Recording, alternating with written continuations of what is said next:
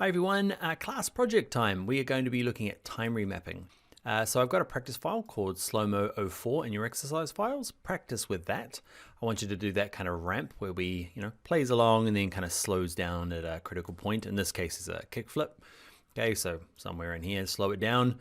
I also want you to just practice with that one and then use your own footage. Okay, either your own footage or something from Pixels or somewhere else online. It doesn't have to be originally slow motion footage, okay, or high frame rate, just any sort of interesting footage that you want to slow down. Okay, you can apply that time remapping to.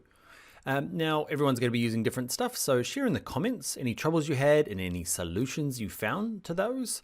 So a reminder for you, like frame blending. Okay, something you're gonna have to jump into and probably experiment with, and the timing, and yeah, be just great for you to share any problems, any solutions to help other people as well. Upload, share the link, share on social media. Love to see what you're doing. Make sure you tag me, and that's it. Enjoy the time remapping, speed ramping, slow-mo goodness.